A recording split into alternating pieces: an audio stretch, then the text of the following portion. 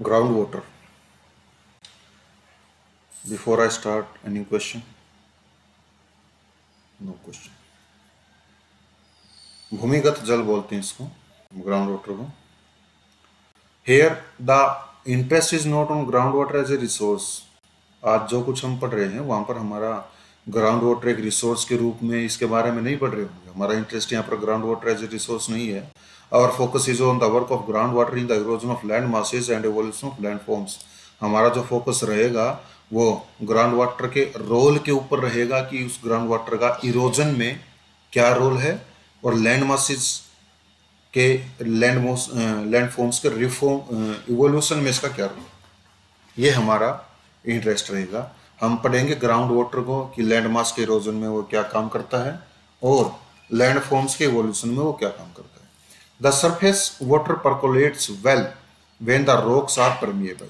जो सरफेस का वाटर होता है वो परकोलेट्स हो जाता है, जमीन के अंदर चला जाता है जब जो रॉक्स होती है वो परमिएबल होती है. परमिएबल का मतलब क्या होता है? जो जिसमें से पानी आसानी से नीचे चला जाता है, परमिएबल होता है. समझ गए? थिनली बेडेड होती है and highly jointed and cracked. वो थिनली बेडेड होती है रॉक्स, हाईली जॉइंटेड होती है मतलब उसमें जॉइंट होते हैं, जोड़ होते हैं, और क्रैक्ड होती है, वो क्रैक हो जाती है.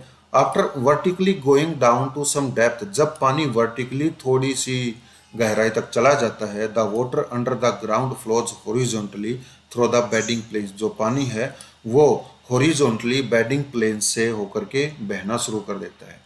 पहले तो पानी नीचे जाता है, फिर जो जोड़ होते हैं रॉक्स में वो फिर वर्टिकली ऐसे हॉरिजॉन्टली बहना शुरू कर देता है जॉइंट्स के माध्यम से और थ्रू द मटेरियल देमसेल्व्स. और उस खुद मटेरियल के अंदर से ही होकर के हॉरिजॉन्टली बहना शुरू कर देता है.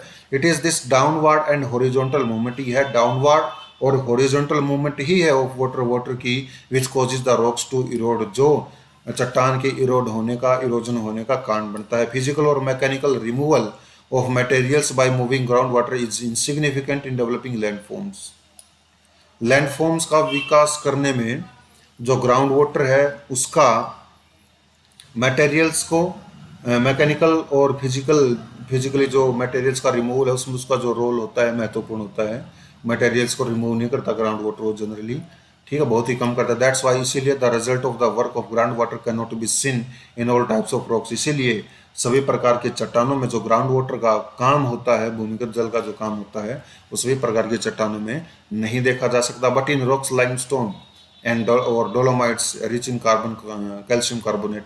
लेकिन वो चट्टानें जिन चट्टानों में कैल्शियम कार्बोनेट की, ठीक है, कैल्शियम कार्बोनेट से जो परिपूर्ण होती हैं और उनमें लाइमस्टोन और डोलोमाइट्स जो है वो प्रचुर मात्रा में होता है, या लाइमस्टोन्स और डोलोमाइट नाम की चट्टानों में जिनमें कैल्शियम कार्बोनेट काफ़ी मात्रा में होता है. The surface water as well as ground water. जो सरफेस का वाटर है और जो ग्राउंड वाटर है through the chemical process of solution and precipitation. Chemical process जो सॉल्यूशन की होगी मतलब उसमें खनिज जो है वो घुल जाते हैं पानी में, रासायनिक क्रिया करते हैं. And precipitation deposition develop varieties of forms. ठीक है, जो प्रेसिपिटेशन होती है डिपोजिशंस की, develops varieties of land forms. वो अलग अलग प्रकार की लैंड फॉर्म्स को डेवलप कर लेती है. This two processes of solution and precipitation.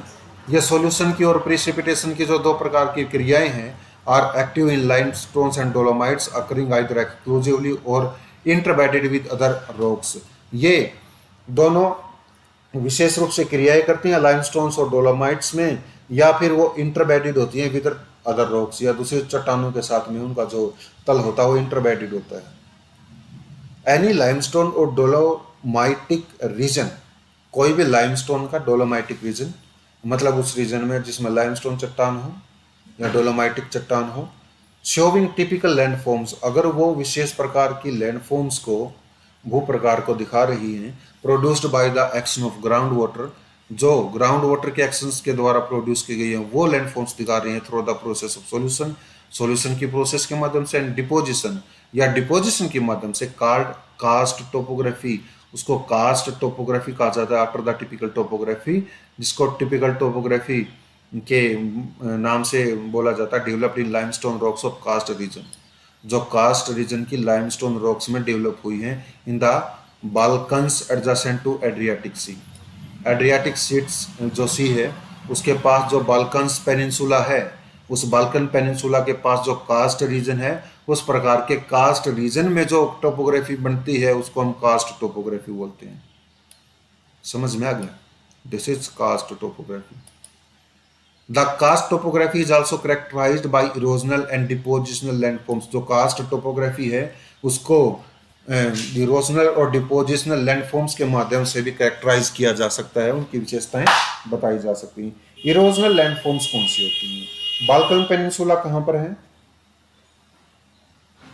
Adriatic sea के पास। Let me show you, let me show you Balkan peninsula. Peninsula होता हो, मैं तो आपको बाल्कन पेनिनसुला की बात कर रहा हूँ। ठीक है, यहाँ पर देखो एड्रियाटिक सी मिलेगा। ठीक है, this is Adriatic C.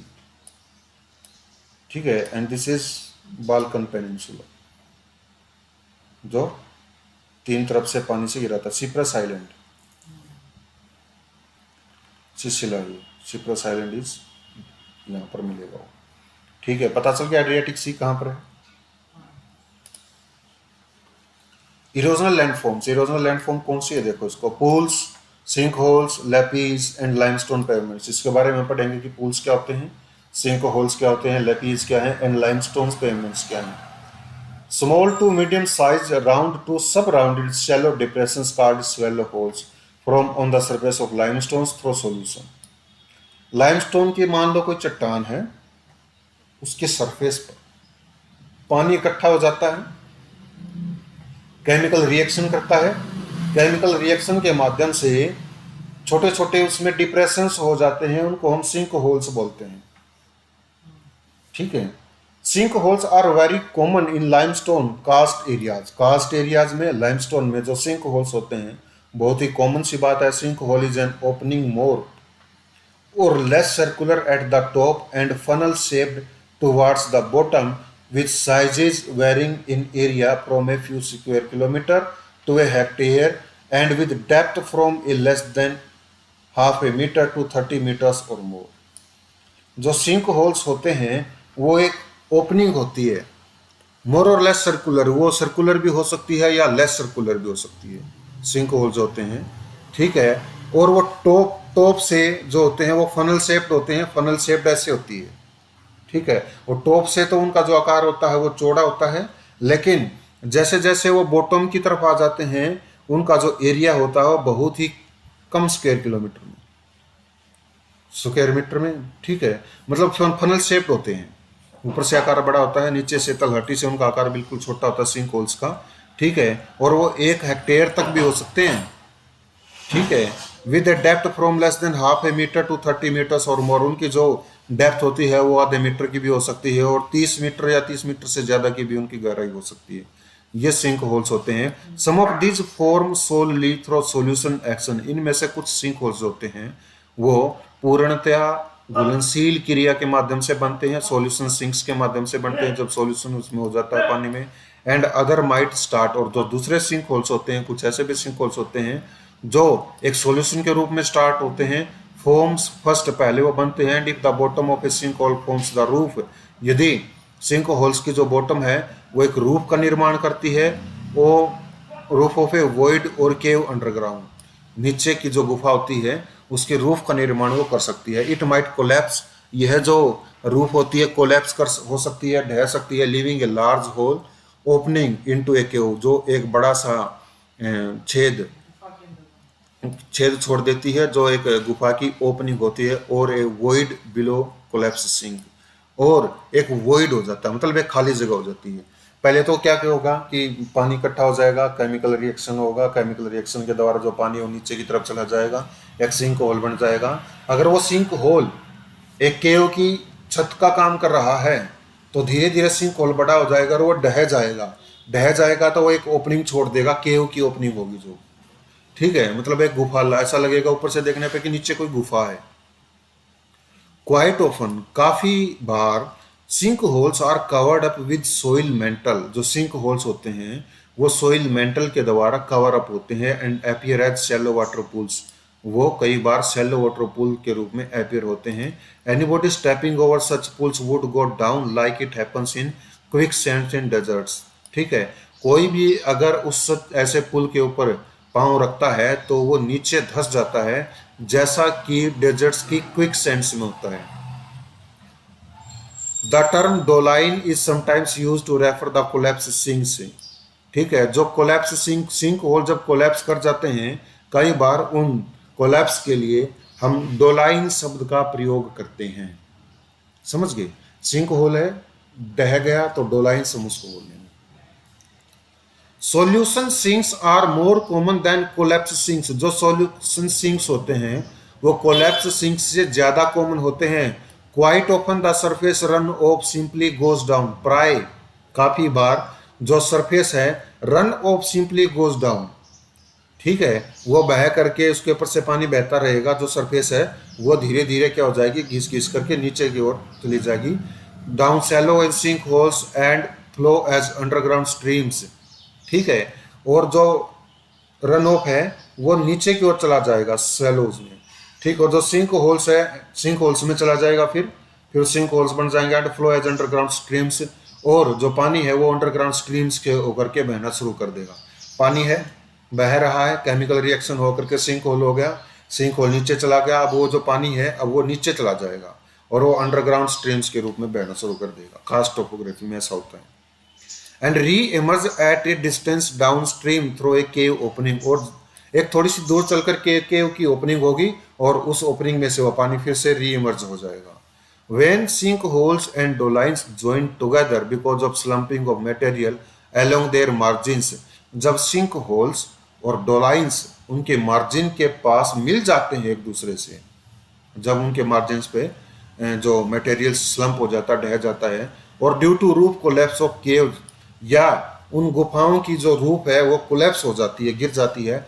Long narrow to wide trenches called valleys. Long लंबी लंबी, नैरो तंग, या चौड़ी जो खाइयां हैं कोल्ड वैली, उनको वैली कहा जाता है, सिंक्स कहा जाता है, या उवालास कहा जाता है, उनका निर्माण हो जाता है। ग्रेजुअली, धीरे धीरे, most of the surface of the limestone, limestone की बहुत सी जो सरफेस है, is eaten away by this pits, वो इन गड्ढों के द्वारा इटन अवे कर दी जाती है। खा दी जाती का मतलब वो खराब कर दी जाती है। एंड ट्रेंचेस, जो ट्रेंचेस हैं, living it extremely irregular with a maze of points, और जो ट्रेंचेस हैं उसको काफ़ी ज़्यादा अनियमित आकार में उसको छोड़ देती हैं, बना देती हैं, जिसमें पॉइंट्स छोड़ दिए जाते हैं, ग्रूव्स होती हैं, रिजेस होती हैं और लेपीज होती हैं। ठीक है, स्पेशली दिस रिज, ये जो रिजेस हैं जो उस गुफा में बढ़ती हैं, और लेपीज जो हैं form due to differential solution, जो अलग अलग प्रकार के सॉल्यूशन के द्वारा बनी होती हैं, सॉल्यूशन की एक्टिविटी के द्वारा बनी होती है, अलोंग पैरेलल टू सब पैरेलल जॉइंट्स, जो पैरेलल जॉइंट्स के पैरेलल होती है, सब पैरेलल होती है, जो बनती हैं, ये रिजेस होती हैं। द लैपी फील्ड में eventually turn into somewhat smooth limestone pavement. जो लैपी फील्ड होता है वो आखिर में कुछ कुछ लाइमस्टोन पेवमेंट्स में बदल जाता है। ठीक है, केव्स कैसे बनती हैं इनको देखते हैं। In areas where there are alternating beds of rocks, एक ऐसे एरिया जहां पर रॉक्स के जो बेड्स हैं वो अलग अलग प्रकार के होते हैं। कैसे होते हैं? सेल्स का रॉक है, रॉक का जो नीचे का क्षेत्र है, दिस इज कोल्ड, जहां पर रॉक टिकी हुई है, बेड्स। ठीक है, कौन कौन सी चट्टानों का? जैसे कि सेल्स, सैंडस्टोन्स, कार्टराइट्स, ये विद लाइमस्टोन्स और डोलोमाइट्स, जिसमें लाइमस्टोन्स है और डोलोमाइट्स है। इन बिटवीन और in areas where limestones are dense, उन एरियाज में भी बन जाते हैं ये केव्स जहां पर लाइमस्टोन्स डेंस होती हैं। ठीक है, massive and occurring as thick beds, massive होते हैं, और थिक बेड्स जिनका होता है केव फॉर्मेशन इज प्रोमिनेंट, जहां पर केव फॉर्मेशन जो होती है वो प्रोमिनेंस होती है, प्रबल होती हैं। Water percolates down either through the materials or through cracks and joints and move horizontally along bedding planes. ठीक है, जो पानी है वो क्रैक के माध्यम से या जॉइंट के माध्यम से नीचे चला जाता है। ठीक है, और बेडिंग प्लेन्स पर वो हॉरिजॉन्टली मूव करना शुरू कर देता है। It is along this bedding planes, ऐसा इन बेडिंग प्लेन्स के साथ साथ होता है। जो लाइमस्टोन है वो डिसोल्व, जो घुल जाता है, and long and narrow to wide gaps called caves result, और जो लंबा या जो तंग जो वाइड गैप्स होता है उसे हम केव्स बोलते हैं, इसका परिणाम होता है। देयर कैन बी ए मेजी ऑफ केव्स, केव का एक मेज हो सकता है एट डिफरेंट एलिवेशन, अलग अलग एलिवेशंस पर, depending upon the limestone beds, जो लाइमस्टोन के बेड पर डिपेंड करता है, एंड इंटरवेनिंग रॉक्स, और इसके साथ साथ रॉक जो इंटरवेन करती है, इसमें जो रॉक घुसती है उसके ऊपर डिपेंड करता है। Caves normally have an opening through which cave streams are discharge, caves जो होती हैं उनकी नॉर्मली एक ओपनिंग होती है जिसके माध्यम से जो केव स्ट्रीम्स होती हैं और डिस्चार्ज होती हैं, चली जाती हैं। Caves having openings at both ends are called tunnels, ऐसी केव जिसके दोनों तरफ से कोई ओपनिंग होती है उसको हम टनल्स बोलते हैं। डिपोजिशनल लैंडफॉर्म्स, डिपोजिशनल लैंडफॉर्म्स कौन सी होती हैं? जो डिपोजिशन से बनती हैं। अभी तक तो हमें ग्राउंड वाटर से जो भी बने हैं लैंडफॉर्म उसको दोबारा देखा है, ठीक है। जैसे सिंक होल हो गया, सिंक होल जब ढह जाता है तो उसको डोलाइंस बोलते हैं, फिर रिजेस बन जाती हैं, ठीक है। और जो स्ट्रीम है वो ग्राउंड वाटर स्ट्रीम के रूप में बहती है, ठीक है। अगर एक तरफ से दूसरी तरफ ओपनिंग हो जाएगी तो उसको हम केव नहीं बोलेंगे, उसको हम टनल बोलेंगे। डिपोजिशनल लैंडफॉर्म, हाँ हाँ, उसको टनल बोलते हैं। मान लो ये केव है, लाइमस्टोन और डोलेमाइट है, पानी इकट्ठा हो गया तो यहाँ क्या होगा, पानी इकट्ठा होगा और केमिकल रिएक्शन होकर के डोलोमाइट में तो क्या हो जाएगा, घुलनशील एक्शन केमिकल रिएक्शन होकर के उसमें डिप्रेशन होगा, पानी खड़ा रहेगा। धीरे धीरे क्या होगा, जो पानी है परकोलेट डाउन हो जाएगा, पहले नीचे चला जाएगा, उस डिप्रेशन से नीचे जा करके फिर जो रॉक का बेड है, रॉक के बेड से फिर हॉरिजेंटली बहना शुरू कर देगा। तो केमिकल रिएक्शन से वो नीचे जा करके भी तो करेगा, नीचे जा करके भी वो क्या करना शुरू कर देता है, आसपास इरोजन करता रहता है। इरोजन करके एक ऐसा टाइम आ जाता है जो सिंक होल है वो ढह जाता है और केव की एक ओपनिंग हो जाती है, नीचे केव है जो, ठीक है, जहाँ से पानी बह रहा है, केव की ओपनिंग होकर के पानी ऐसे बहना शुरू कर देता है। तो कई बार क्या होता है कि जो पानी के निकलने के लिए केव की दूसरी साइड भी ओपनिंग होती है, केव की दूसरी साइड जब ओपनिंग होगी तो हम उसको टनल बोलेंगे। ये है। अभी हम डिपोजिशनल लैंडफॉर्म्स के बारे में पढ़ेंगे। Many depositional forms develop with in the limestone caves, बहुत सी जो डिपोजिशनल फॉर्म्स होती हैं वो लाइमस्टोन केव्स के अंदर ही वो डेवलप होती हैं, विकसित होती हैं। The chief chemical in limestone is calcium carbonate, limestone चट्टान में जो मुख्य केमिकल होता है, रसायन जो होता है वो कैल्शियम कार्बोनेट होता है, which is easily soluble in carbonated water, जो आसानी से कार्बोनेटेड वाटर में सोल्यूबल होता है।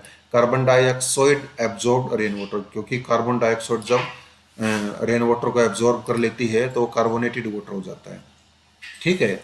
This calcium carbonate is deposited with the water carrying it in solution evaporates or loses its carbon dioxide as it trickles over through rock surface। ये जो calcium carbonate है यह जमा हो जाता है जब पानी जब ले जाया जाता है सॉल्यूशन में, कैल्शियम कार्बोनेट के साथ घुल करके पानी जब नीचे की ओर चला जाता है तो कैल्शियम कार्बोनेट जो है वो जमा हो जाता है और जो पानी जो है वो इवेपोरेट्स हो जाता है या वो अपने कार्बन डाइऑक्साइड को छोड़ देता है जब यह रॉक सरफेस से होकर के नीचे की ओर चला जाता है, ठीक है। तो क्या हो जाता है, पानी इवेपोरेट हो गया और ये जो कैल्शियम कार्बोनेट है ये क्या हो जाएगा, ये जम जाएगा। स्टेलेक्टाइट्स क्या होते हैं, स्टेलेगमाइट्स क्या होते हैं, पिलर्स क्या होते हैं। स्टेलेक्टाइट्स हैंग एज आइसिकल्स, ठीक, आइसिकल्स का मतलब आइस के टुकड़े, उनके रूप में आइस के फॉर्म में वो लटकते हैं ऑफ डिफरेंट डायमीटर्स, और ये अलग अलग प्रकार के मतलब अलग अलग डायमीटर्स में होते हैं, ठीक है, इनका डायमीटर अलग अलग होता है। Normally they are broad at their bases, साधारणतः वो उनके बेस पर जहां से वो शुरू होते हैं बनना, ठीक है, उनके बेस पर वो चौड़े होते हैं। And taper towards the free ends, और फ्री एंड्स की ओर चलते चलते वो टेपर होना शुरू कर देते हैं, तिरछे होकर के धीरे धीरे वो बिंदु सोर्स में हो जाते हैं। Showing up in a variety of forms, जो एक वेराइटी ऑफ फॉर्म्स को शो कर रहे होते हैं, अलग अलग प्रकार में बनते हो। Stalagmites rise up from the floor of the caves, जो स्टेलगमाइट्स होते हैं वो केव के फ्लोर से राइज होते हैं। इनफैक्ट वास्तव में स्टेलगमाइट्स जो स्टेलगमाइट्स हैं फॉर्म बनते हैं due to dripping water, water के टपकने से फ्रॉम द सरफेस पर से, मतलब ये धरती की सरफेस है, पानी नीचे परकोलेट हो रहा है, रीजन ठंडा है, तो जैसे जैसे पानी टपकता रहेगा नीचे और जो केव का सरफेस होगा, केव की सरफेस पर वो जमा होता जाएगा, जमा होने के साथ साथ में पानी ऊपर ऊपर ऊपर आता रहेगा। तो यहाँ पर बिंदु सोर्स होगा और उनका जो आधार होगा वो चौड़ा होगा, ऐसे हो जाएगा, ये स्टैलेग्माइट है। ठीक है, लेकिन पानी वहां से जो टपक रहा है, पानी वहीं पर भी तो जम सकता है ना। तो पानी क्या होगा, वहां से जमते जमते जमते पानी यहाँ तक आ जाएगा, उनका जो बेस होगा वो चौड़ा होगा और नीचे टेपर होता चला जाएगा। कई बार क्या होता है, जैसे यहाँ से पानी टपक रहा है, नीचे आते आते आते आते और यहाँ से ये पिलर बन जाता है इसका। जब स्टेलेक्टाइट और स्टेलेग्माइट दोनों मिल जाते हैं तो क्या बन जाता है, एक पिलर बन जाता है। तो स्टेलेक्टाइट क्या होते हैं, स्टेलेक्टाइट लटकते हैं, ऊपर से नीचे लटकते हैं, तो स्टेलेक्टाइट है। और स्टेलाग्माइट कब होगा, स्टेलाग्माइट वो होगा जो जमीन पे, मतलब उसके गुफा की जो तल है, फ्लोर जो है, उससे ऊपर उठते हैं, ये स्टेलाग्माइट होगा। ठीक है। और थ्रो द थिन पाइप, या छोटे से पाइप से जब पानी टपक रहा होता है नीचे से उठते हैं वो, to the of the stalactite, stalactite immediately below it. ठीक है, ये स्टेलेक्टाइट हो गया, स्टेलेक्टाइट के बिल्कुल ठीक नीचे स्टेलाग्माइट होता है। ठीक है, इसको देखो, ये जो लटक रहे हैं ना, ये क्या है, स्टेलेक्टाइट, ये लटक रहा है, ये लटक रहा है, ये लटक रही है, ये स्टेलेक्टाइट है, ये स्टेलेक्टाइट है, नीचे जो जमीन पे दिखाई दे रहा है, स्टेलेक्टाइट, स्टेलेक्टाइट, स्टेलेक्टाइट। ठीक है, और ये देखो, ये ऊपर से उठ रहे हैं, जमीन पर से उठ भी रहे हैं, ये स्टेलाग्माइट हो गए। ठीक है, स्टेलाग्माइट्स में take the shape of a column. ठीक है, स्टेलाग्माइट्स जो हैं वो एक कॉलम की शेप भी धारण कर लेते हैं, डिस्क की शेप भी धारण कर सकते हैं, with either a smooth rounded bulging and, जिनका या तो एक smooth goal goal bulging and होगा और ए मिनिएचर सेंटर, और जिनका जो सेंटर होगा वो मिनिएचर क्रेटर, मिनिएचर क्रेटर भी होगा, गड्ढा भी हो जाएगा उसमें, लाइक डिप्रेशन, डिप्रेशन की तरह। ठीक है, the stalagmite and stalactites eventually fuse to give rise to columns and pillars of different diameters.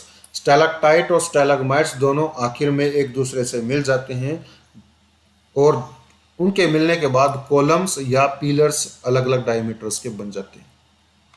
समझ गए। ग्लेशियर्स क्या होते हैं, masses of ice moving as sheets over the land. ये आइस के टुकड़े होते हैं, बहुत बड़े मास, ठीक है, जो मूव कर रहे होते हैं एज सीड्स, सीड्स के रूप में, ओवर द लैंड, जमीन पर, जमीन पर बर्फ के टुकड़े सीड के रूप में जब चल रहे होते हैं तो उनको ग्लेशियर्स बोलते हैं। कॉन्टिनेंटल ग्लेशियर्स और piedmont glaciers, if a vast sheet of ice is spread over the plains at the foot of mountains. वो कॉन्टिनेंट ग्लेशियर्स भी हो सकते हैं और वो पिडमोंट ग्लेशियर्स भी हो सकते हैं यदि आइस का एक बहुत बड़ा टुकड़ा या बहुत बड़ी सीट एक बहुत बड़े मैदान में या पहाड़ों में फैला हुआ हो, जब वो मूव हो रहा तो उसको हम ग्लेशियर बोलते हैं। और या एज लीनियर फ्लोज डाउन, एक लाइन के रूप में फ्लोज बहते हुए चले जाते हैं डाउन, नीचे की ओर, द स्लोप, स्लोप्स से, ऑफ माउंटेन्स, पहाड़ी की स्लोप से, पहाड़ी की स्लोप से जब एक लीनियर, मतलब बर्फ जो है, एक लीनियर कॉलम जो बर्फ है वो बह करके नीचे चला जाता है ढलानों से, इन broad trough like valleys, broad का मतलब होता है विस्तृत, ट्रूफ लाइक वैलीज, उन वैलीज में से बर्फ का लीनियर पैटर्न जो क्या है वो बहना नीचे शुरू कर देता है स्लोप से, उसको हम क्या बोलते हैं, ग्लेशियर बोलते हैं। माउंटेन से या वैली ग्लेशियर से आर कॉल्ड ग्लेशियर्स, उनको ग्लेशियर्स बोलते हैं। फिगर 7.2, ये 7.2 फिगर को देखो, 7.1.2 देखो, ये ग्लेशियर है। ठीक है, ये एक सीट हो गया, एक टुकड़ा हो गया, ये क्या है, ये ढलान की तरफ से नीचे की ओर बहता चला जाता है। ठीक है, the movement of glacier, glacier की जो मूवमेंट है इज स्लो, वो कम है, unlike water flow, water flow की तरह। वाटर तो तेजी से बहता है लेकिन जो ग्लेशियर है उसकी जो मूवमेंट है वो बहुत कम होती है, स्पीड कम होती है। The movement could be a few centimetres to a few metres a day और एवन लेस और मोर। जो मूवमेंट है वो कुछ सेंटीमीटर की हो सकती है या कुछ मीटर की भी हो सकती है, एक दिन में या एक दिन से कम या ज्यादा समय में, 1 सेंटीमीटर या कुछ मीटर तक ही ग्लेशियर चलता है। Glaciers move basically because of the force of gravity. जो ग्लेशियर्स होते हैं वो ग्रेविटी के फोर्स के कारण ही मूव होते हैं। We have many glaciers in our country moving down the slopes and valleys in Himalaya. हमारे पास बहुत से ग्लेशियर्स ऐसे हैं जो हिमालय की ढलानों से या उसकी घाटियों से नीचे की ओर बह रहे होते हैं। Higher reaches of Uttaranchal, Himachal Pradesh and Jammu and Kashmir, Jammu और कश्मीर में, उत्तरांचल में, हिमाचल प्रदेश में बहुत ऊंचाइयों पर are places to see of some dam, वो ऐसे कुछ स्थान हैं जहां पर ग्लेशियर्स को देखा जा सकता है। Do you know where one can see river, आप जानते हो कि कहाँ कोई नदी देखी जा सकती है? जैसे Bhagirathi is basically fed by melt waters from under the snout Gomukh of the Gangotri glacier. क्या आप बता सकते हो कि किसी को भागीरथी रिवर को कब कोई देख पाएगा?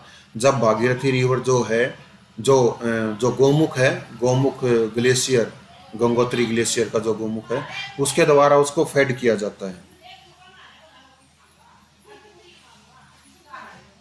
समझ गए?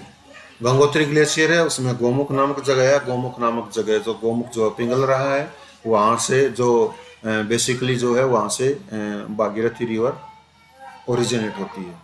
ठीक है, इनफैक्ट वास्तव में अलकापुरी ग्लेशियर, जो अलकापुरी ग्लेशियर है, feeds waters to Alaknanda river, वो अलकनंदा रिवर के पानी को फीड करता है, पानी बह करके आता है। Rivers Alaknanda at Bhagirathi join to make river Ganga near Devprayag, Bhagirathi और अलकनंदा देवप्रयाग के पास मिलकर के गंगा नदी का निर्माण करती हैं। Any question? Erosion bye glaciers is tremendous because of friction, erosion जो ग्लेशियर्स के द्वारा होता है वो ट्रीमेंडस बहुत बड़ा होता है, बिकॉज ऑफ फ्रिक्शन, फ्रिक्शन के कारण, caused by shear weight of the ice, ice के वेट के कारण। आइस का बहुत ज़्यादा वेट होता है, बहुत ज़्यादा क्षेत्र में वो फैली हुई होती है, और जब वो इरोजन करती है तो बहुत ज़्यादा इरोजन करती है।